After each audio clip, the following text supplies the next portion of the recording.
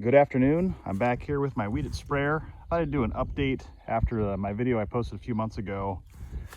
Just talking about what's worked well with the WeedIt, what I've had to change, and what still remains to be figured out. If you haven't watched my previous video on this, that'd probably be a good idea. I'm going to reference it quite a bit in this video.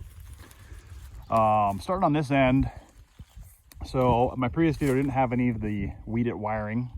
I have that all in place now.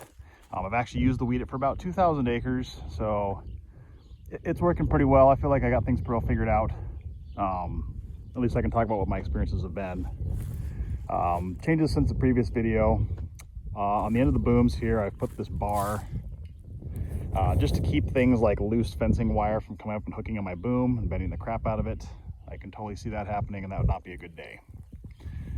My boom suspension has worked really, really well. You can see my replacement coilover springs. I'm able to go up to about 9 miles an hour, and my fields are rough, so I'm really, really happy with that. That's worked really well. Moving on down the sprayer, I did have to make some changes. I originally had my nozzle plumbing without that zigzag in it. Unfortunately, when I wing this thing up to go down the road, if I go through too much of a dip, the boom plumbing could hit and bend stuff up. So I plumbed in these zigzags. I used these braze-on stainless steel fittings.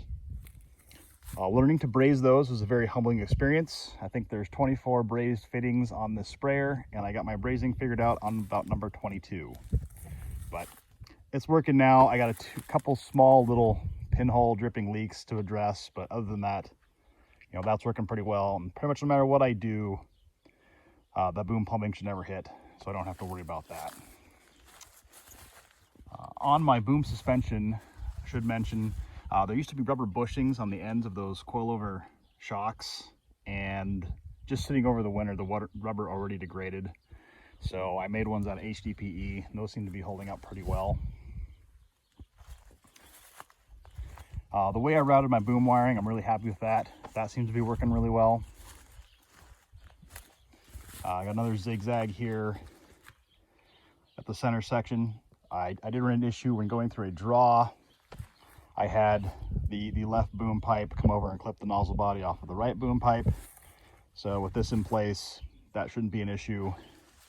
And I rotated my hoses so they're coming out of the top of the boom.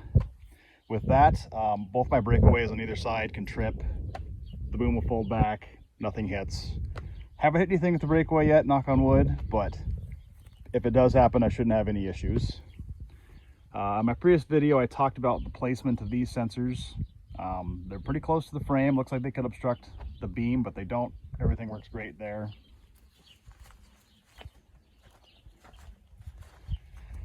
Coming down on this end of the boom, it's pretty much more the same thing.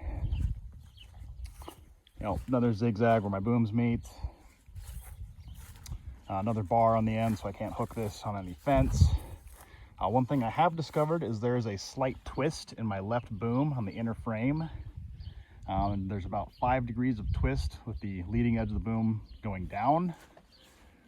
The bummer there is it makes these caster wheels not work really great. This one likes to chatter back and forth, especially when going down the road. I have to pin it. And this one doesn't really fold back and lock when putting it in the transport position like it's supposed to. I have no idea how I'm going to straighten this boom out. I mean, it's not the end of the world. I can spray with it.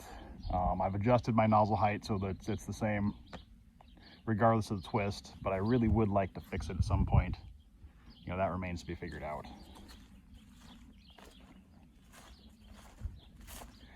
There was some concern that I'd have dust issues coming off of these tires, particularly on those sensors right there. So far, I don't really seem to have any dust issues. I mean, most of my fallow looks like this. I don't really have a lot of bare dirt, so I typically don't have issues with dust, but I am happy to say that so far this is working out really great. Up here on my valve bodies, my recirculating boom is working really, really well. I can flush it with mixed spray so I don't have to charge my booms. And then if I want to flush clean water through there, mainly when working on my brazed fittings to get my leaks, I can flush all the product out of the booms. and not waste anything. It does take quite a bit of water to flush it out. I'm guessing probably 30 gallons before I start getting, you know, clear water coming through those tubes there, but it works. This Helix filter's worked awesome. I think when I first fired it up, I had like 1 or 2 nozzle bodies that had something caught in them, you know, from when the thing was put together. Ever since then, I have had 0 issues with solenoids getting junk in them or nozzles getting plugged. So this thing has been great. I did have to get the finer micron. I think it was I want to say it was a 100 micron filter. Originally it had a 200 micron, but that was just me not reading the instructions before buying the right thing. We'll rock around here to the other side.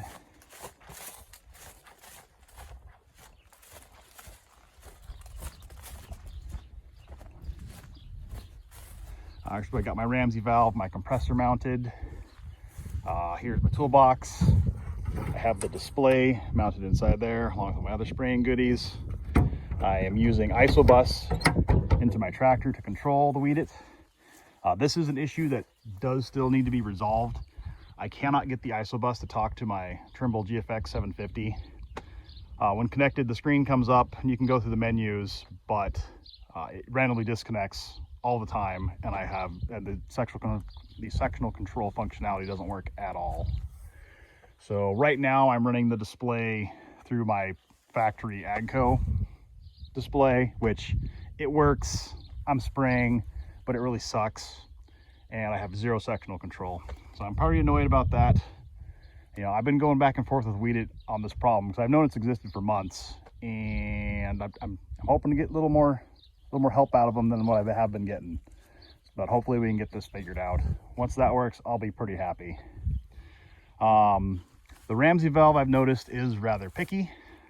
You know, I try and get it set to a pressure, and sometimes it'll be 3 or 4 psi above that. Sometimes it'll be 3 or 4 psi below that. I try adding a little auxiliary tank on here, so maybe one out of PVC, to see if having a higher volume of air at the proper pressure would help. Doesn't seem to make a big difference, but it works well enough. Other than that, overall, I'm really happy with the machine. There's really nothing big that I wish was different about it. I'm really happy with my decision to go with a wheel boom sprayer. I have nasty terraces, and watching this thing flex and flow over those and maintain a constant ground height is really awesome compared to what I do with my suspended boom sprayer.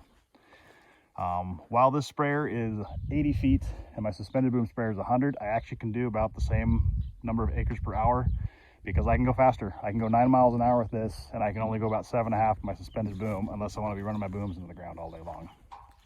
So, other than that, I think that's pretty much everything I can think of at this point. If anybody has any questions, don't be afraid to, you know, post them in the video or shoot me an email or contact me some way, and I'll be happy to answer them. If anybody has any comments or things you think I should do differently, yeah, post those too. The more info, the better. Check y'all later.